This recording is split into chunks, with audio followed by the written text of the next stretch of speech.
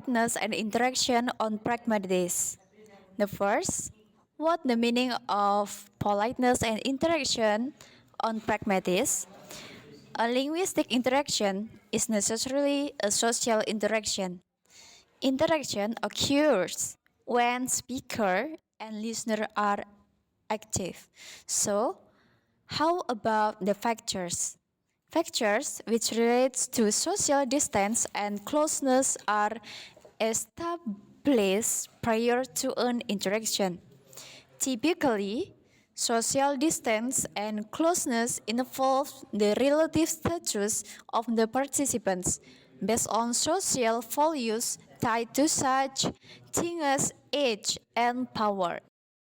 However, there are other factors such as amount of imposition or degree of friendliness, which are often negotiated during an interaction. They are internal to the interaction and can result in the initial social distance changing and being marked less or more during its course. These internal factors are typically more relevant to participants whose social relationships are actually in the process being worked out within the interaction. The next material, concept of face. The concept of the face is part of the principle of politeness that offers different form according the context of the conversation. In the tenses, a person face can be the form of a teacher, girlfriend, enemy, or other roles that the often encounter is everyday life. The example, angry feeling atau yang sering disebut perasaan marah. Perasaan marah umumnya karena merasa diremehkan, diperlakukan tidak adil, disakiti, terancam, diserang, gagal mencapai tujuan, frustasi, tidak berdaya, atau putus asa. Kemudian kedua, the next, afraid atau yang sering disebut dengan ketakutan. Penyebab orang takut perasaan yang tidak menyenangkan yang dipicu oleh ekspresi bahaya, nyata, atau dibayangkan. Next, happiness atau kebahagiaan. Kebahagiaan berasal dari hormon serotonin yang memberi perasaan nyaman dan senang. Hormon serotonin atau dikenal sebagai hormon kebahagiaan adalah hormon dalam otak yang menstimulasi perasaan tenang dan bahagia. Selain itu juga, aktivitas keseharian menyumbang 50% kebahagiaan. Next, sad feeling atau perasaan sedih. Sedih biasanya dipicu oleh kesulitan hidup, sakit hati, atau peristiwa tidak menyenangkan seperti kematian orang terdekat atau perceraian. Next, feeling surprise atau perasaan kaget merupakan respons yang muncul ketika tubuh mengaktifkan mode psikologis bernama fight or flight untuk lebih waspada terhadap bahaya.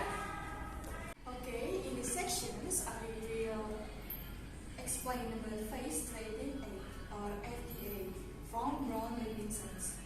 FDA is something that is a threat to other people's expectations of their self-image. Jadi, setiap orang itu memiliki self-image mereka masing-masing. Nah, jika self-image mereka merasa terancam, maka mereka akan melakukan face trading aid. Lalu, sebagai contoh dari FDA, yaitu a neighbor was playing very loud music and a couple trying to sleep. The husband can do an FDA. I'm going to tell him to turn off the loud music right now.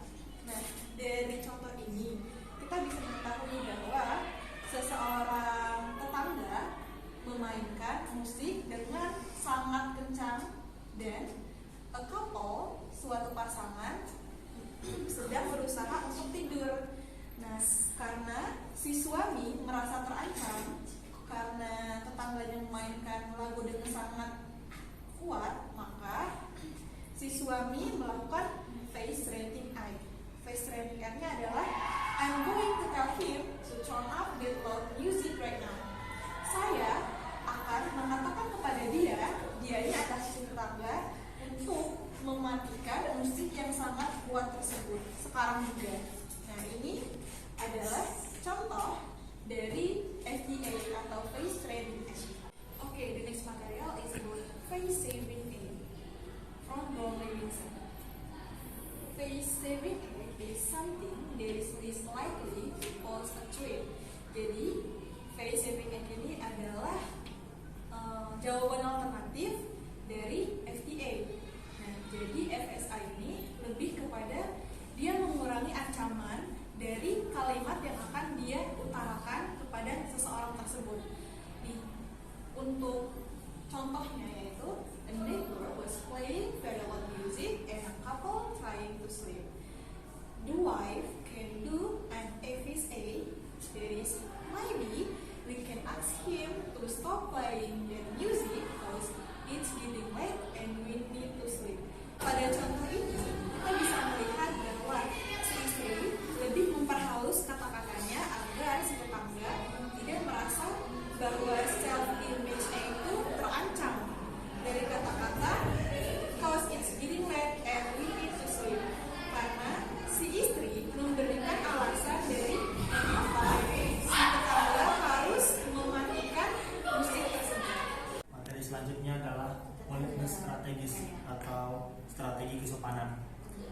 Strategi ini termasuk menyandingkan kritik dengan pujian, membangun kesamaan, dan menggunakan lelucon, nama panggilan, kehormatan, penanda tag, penanda wacana khusus atau tolong, jargon, dan slang dengan kelompoknya. Contoh pertama yaitu black on record strategi atau tanpa strategi. Strategi ini dilakukan oleh penutur dengan tidak melakukan usaha apapun untuk mengurangi akibat dari mengancam, alias berbicara secara terang-terangan. Strategi ini biasanya dilakukan kepada orang yang sudah akrab. Contoh ujarannya adalah "woi bangun".